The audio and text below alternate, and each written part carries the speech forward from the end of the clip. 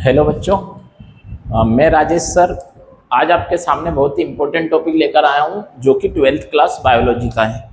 आज का टॉपिक है अपना प्लेसेंटा, जिसको अपन अपरा भी कहते हैं। ठीक है बेटा, तो आपको मैं बताना चाहूँगा कि प्लेसेंटा होता क्या है, अपरा क्या होती है। इसका ये मोस्ट इम्पोर्टेंट क्वेश्चन है, ये बोर्ड्स में पूछा जाता है कि what is placenta, right its function, यानी कि अपरा क्या है, इसके कार्य बताइए। तो प्लेसेंटा क्या होता है, पहले मैं आपको बता देना चाहता हूं बेटा कि जब जो बच्चा होता है, बेबी होता है, शिशु जिसको कहते हैं हम, जो शिशु होता है यानी कि जो बच्चा होता है, छोटा जो बच्चा होता है, उसकी जो एक पाइप होता है, अपरा जो प्लेसेंटा होता है, एक पाइप होता है। इसका क्या काम होता है, ये क्या करता है, इसको हम लोग गर्भ नाल भी कहते हैं, इसको हम अपरा भी कहते हैं। ये क्या होता है कि इसके जो बहुत सारे काम होते हैं, ये जो बच्चा होता है शिशु, उसकी नाभि से जुड़ा रहता है और उसके बाद माँ और बच्चे, ये माँ और बच्चे दोनों के बीच में संपर्क बनाने का काम करता है। यानी कि जो माँ होती है, माँ और बच्चे दोनों के बीच में ये संपर्क बनाने का काम करता है। अपरा का जो काम होता है, ये क्या दोनों के बीच में संपर्क बना के रखता है, जिससे माँ और बच्चे दोनों के बीच में संपर्क बना रहता है। कभी कभी आपने सुना होगा, ऐसा भी केस आता है कि बच्चा जो होता है, बच्चा क्या होता है, आपको पता है कि जब माँ के पेट में होता है तो बच्चा उछल कूद करता है ना। बच्चा क्या बोलते हैं, उल्टा सीधा होता है, उछल कूद करता है। तो कभी कभी आपने ये सुना होगा कि बच्चे के गले में ये पाइप फंस गया, तो इस वजह से कभी कभी बच्चे की मौत हो गई।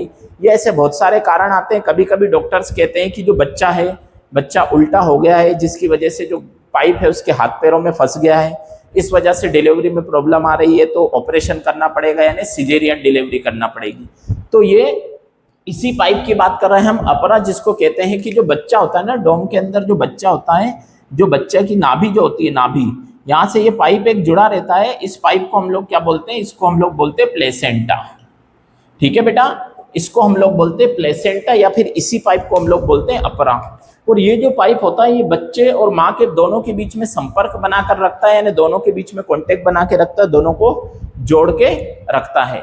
और अगर हम बात करें कि इस पाइप के क्या क्या काम होते हैं, तो ये जो प्लेसेंटा होते हैं, इसके क्या फंक्शन होते हैं, मैं आपको बता रहा हूँ। देखना कि जो प्लेसेंटा होते हैं ना बेटा, इसके जो फंक्शन होता है, इसके क्या काम होते हैं, अगर आप देखेंगे तो इस प्लेसेंटा के क्या फंक्शन होते हैं। अगर मैं इसके फंक्शन की बात करूं, फंक्शंस की बात करूं, यानी इसके कार्य की बात करूं, ठीक है, तो इसके बहुत सारे फंक्शंस होते हैं बेटा। पहली चीज ये क्या करता है, इसके फंक्शन फर्स्ट क्या होता है कि ये न्यूट्रिशन, यानी कि पोषण देने का काम करता है। किसको, जो फोइटस सेल होती है, जो भ्रूण होता है, उसको पोषण देने का काम करता है, यानी जो बच्चा होता है उसको पोषण देने का काम करता है। कि माँ जो भी खा रही है, माँ जो भी खाएगी, उसके ब्लड के अंदर जितने भी पोषक पदार्थ है, जितने भी न्यूट्रिएंट्स होते हैं, वो इसी प्लेसेंटा, इसी पाइप के थ्रू बच्चे तक पहुंचते हैं। एक सबसे इंपॉर्टेंट चीज। दूसरी चीज ये क्या करती है कि बच्चे को क्या करती है, बीमारियों से बचाती है। बीमारियों से बचाना, यानी कि कैसे बीमारियों से बचाता है प्लेसेंटा, तो ये क्या करता है बेटा कि जितने भी हार्मफुल बैक्टीरिया, वायरस होते हैं, जो भी बच्चे तक पहुंचते हैं, तो ये प्लेसेंटा उनको बच्चे तक पहुंचने नहीं देती है और उसको बीमारी नहीं होने देती। तो इसका एक सबसे बड़ा काम जो होता है, महत्वपूर्ण कार्य क्या होता है, इंपॉर्टेंट फंक्शन, कि ये क्या बोलती है, डिजीज जो होते हैं, बच्चे को जो फोइटस सेल होता है उसको डिजीज से प्रोटेक्ट करता है। तीसरी अगर हम बात करें बेटा, तो ये क्या करती है, एक्सक्रीजन, एक्सक्रीजन, ठीक है, यानी कि उत्सर्जन।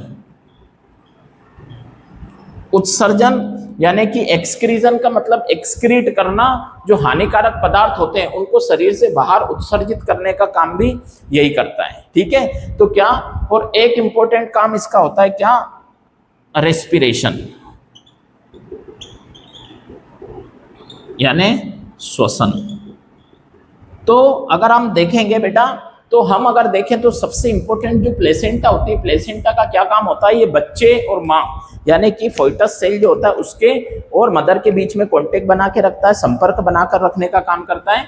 दूसरी इंपॉर्टेंट चीज इसके जो काम होते हैं, ये भ्रूण को पोषण देता है, जो एम्ब्रियो होता है उसको न्यूट्रिशन पोषण देने का काम करता है। दूसरी ये डिजीज यानी कि उसको बीमारियों से बचाता है, जो भी हानिकारक बीमारियां होती है उनको क्या बोलते हैं, ये प्लेसेंटा बच्चे तक पहुंचने नहीं देता है, ठीक है। तीसरी चीज अगर हम बात करें तो एक्सक्रीजन, एक्सक्रीजन यानी उत्सर्जन, जो हानिकारक चीजें हैं, हार्मफुल मटेरियल्स होते हैं उनको बॉडी से एक्सक्रीट करने का काम भी ये प्लेसेंटा का ही होता है। दूसरी चीज जो सांस लेता है बच्चा, जो रेस्पिरेशन होता है उसमें भी ये मदद करता है।